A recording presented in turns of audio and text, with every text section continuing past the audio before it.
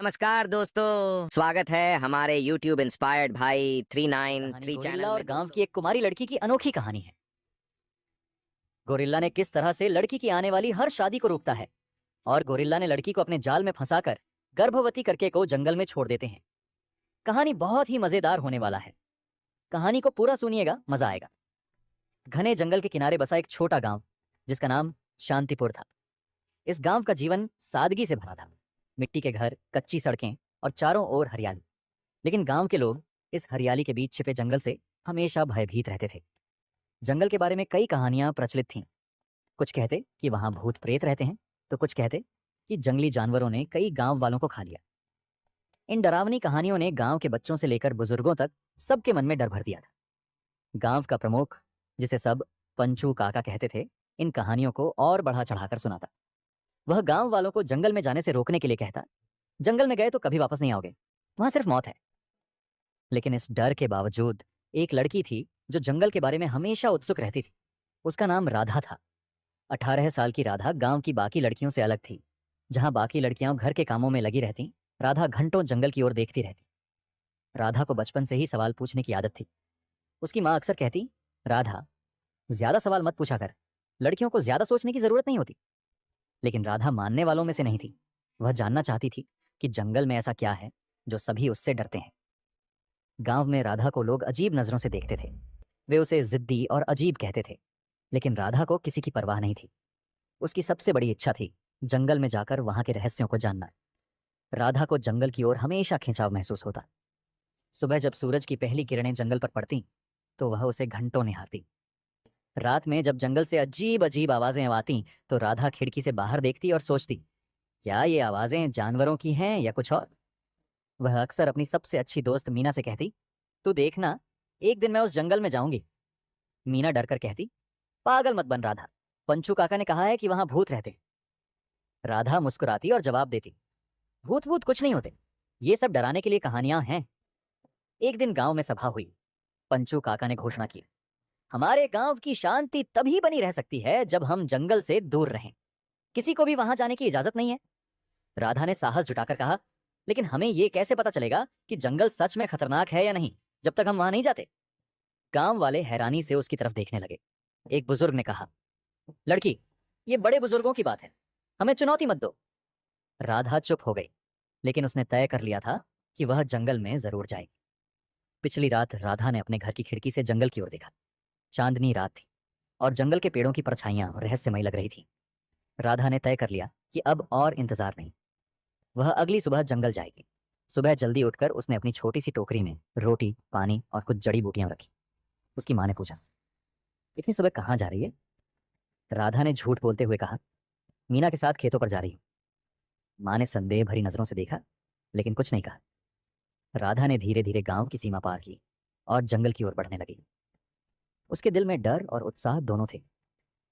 जंगल में कदम रखते ही राधा को एक अजीब सी गंध महसूस हुई। यह गंध गीली मिट्टी और पत्तों की थी। चारों तरफ ऊंचे ऊंचे पेड़ थे, जिनकी शाखाएं आपस में इतनी गुथी हुई थीं कि सूरज की रोशनी भी मुश्किल से अंदर आ पा रही थी। राधा ने धीरे धीरे चलना शुरू किया। हर कदम पर उसे कुछ नया दिखता। कहीं कोई रंगीन पक्षी गा रहा था, तो कहीं झाड़ियों में कुछ सरसराहट हो रही थी। कितना सुंदर है यह जंगल, उसने मन ही मन कहा। लेकिन जैसे जैसे वह आगे बढ़ती गई, जंगल और घना होता गया। उसे महसूस हुआ कि यह सुंदरता के साथ साथ थोड़ा डरावना भी है। हर आवाज अब उसे और चौकन्ना कर रही थी। चलते चलते राधा ने देखा कि वह गांव से काफी दूर आ चुकी है। उसने इधर उधर देखा और सोचा, अब वापस लौटने का कोई रास्ता नहीं है, मुझे आगे ही बढ़ना होगा। तभी झाड़ियों से अचानक कुछ तेज आवाजें आई। राधा रुक गई। उसका दिल जोर से धड़कने लगा। शायद कोई जानवर है, उसने सोचा। वह डर के बावजूद झाड़ियों की ओर बढ़ी। पीछे उसने एक छोटे से हिरण को देखा जो भागने की कोशिश कर रहा था। हिरण को देखकर उसकी जान में जान आई। मैं पागल हो रही हूँ, हर चीज को खतरनाक समझ रही हूँ, उसने खुद को समझाया। जंगल में कुछ और घंटों तक घूमने के बाद राधा को थकान महसूस होने लगी। उसने एक पेड़ के नीचे बैठकर अपनी टोकरी से रोटी निकाली और खाने लगी। तभी उसे फिर से झाड़ियों में हलचल सुनाई दी, लेकिन इस बार आवाज तेज और भारी थी। यह किसी छोटे जानवर की नहीं लग रही थी। राधा ने झाड़ियों की ओर ध्यान से देखा। उसने देखा कि एक बड़ा गोरिल्ला बाहर निकल रहा था। वह गोरिल्ला करीब 6 फीट लंबा था। उसकी आंखें चमक रही थीं और वह दर्द से कराह रहा था। राधा डर से पीछे हट गई। उसने पहली बार इतना बड़ा जानवर देखा था। गोरिल्ला ने भी राधा को देखा। वह कुछ कदम उसकी ओर बढ़ा, लेकिन उसके चेहरे पर मासूमियत थी। राधा ने देखा कि गोरिल्ला के पैर से खून बह रहा था। शायद उसे किसी शिकारी के जाल से चोट लगी थी। गोरिल्ला ने राधा को देखा और धीरे धीरे बैठ गया। वह कराह रहा था, लेकिन उसकी आंखों में ऐसा कुछ था जिसने राधा को डरे हुए होने के बावजूद उसके पास जाने का साहस दिया। राधा ने अपनी टोकरी में रखी जड़ी बूटियों को निकाला और सोचा, शायद मैं इसकी मदद कर सकती हूँ। गोरिल्ला ने गुर्राते हुए उसकी तरफ देखा, लेकिन फिर चुप हो गया। उसने राधा को रोकने की कोशिश नहीं की। राधा ने उसके पैर की चोट को साफ किया और जड़ी बूटियों से पट्टी बांध। ये काम करते वक्त उसके हाथ कांप रहे थे, लेकिन गोरिल्ला ने उसे चोट नहीं पहुंचाई। राधा ने गोरिल्ला को अपनी बची हुई रोटी दी। गोरिल्ला ने पहले उसे सूंघा, फिर खा लिया। राधा को यह देखकर खुशी हुई कि वह उसे अपना दुश्मन नहीं समझ रहा। तुम सच में डरावने नहीं हो, लोग तुम्हारे बारे में गलत सोचते हैं, राधा ने कहा, मानो गोरिल्ला उसे समझ सकता हो। गोरिल्ला ने उसकी तरफ देखा और धीरे धीरे उसके करीब आ गया।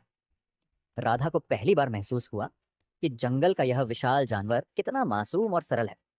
गोरिल्ला के साथ कुछ समय बिताने के बाद राधा को एहसास हुआ कि सूरज डूबने वाला है। वह वापस लौटने का रास्ता भूल चुकी थी। गोरिल्ला ने राधा की ओर देखा और जैसे उसे अपनी उपस्थिति से सुरक्षित महसूस कराया।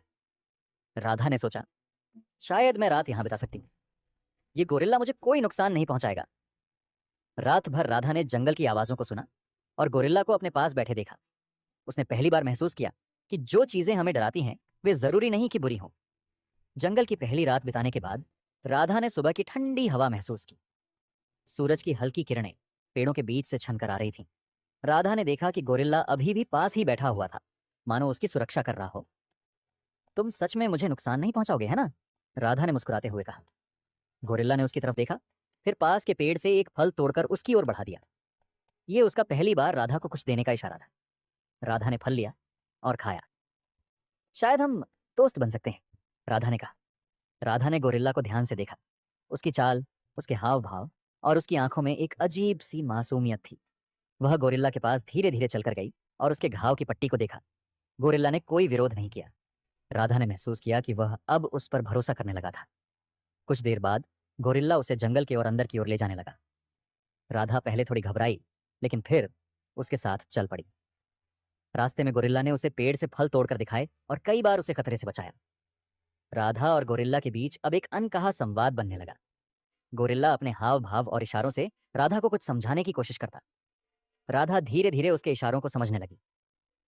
एक दिन गोरिल्ला ने उसे एक बड़े पेड़ की ओर इशारा किया, जहां कई पक्षी अपना घोंसला बना रहे थे। तुम मुझे अपने घर जैसा कुछ दिखा रहे हो? राधा ने पूछा। गोरिल्ला ने सिर हिलाया, मानो वह समझ सकता हो। यह संवाद उनके रिश्ते को और गहरा कर रहा है। राधा ने अगले कुछ दिन जंगल में गोरिल्ला के साथ बिताए। उसने जंगल के कई रहस्यों को समझना शुरू किया। उसने देखा कि गोरिल्ला कैसे जंगल के दूसरे जानवरों के साथ रहता है। गोरिल्ला ने उसे उन जगहों से बचाया जहां सांप या अन्य खतरनाक जानवर थे। गोरिल्ला ने राधा को जंगल के फल और जड़ी बूटियां दिखाई जो खाने लायक थीं। राधा ने महसूस किया कि गोरिल्ला सिर्फ एक जानवर नहीं था, वह बहुत समझदार और संवेदनशील था। जंगल में बिताए दिनों के दौरान राधा को अपने गांव की याद आने लगी। उसे एहसास हुआ कि वह बहुत दूर आ चुकी है और गांव वाले अब तक उसे ढूंढ रहे होंगे।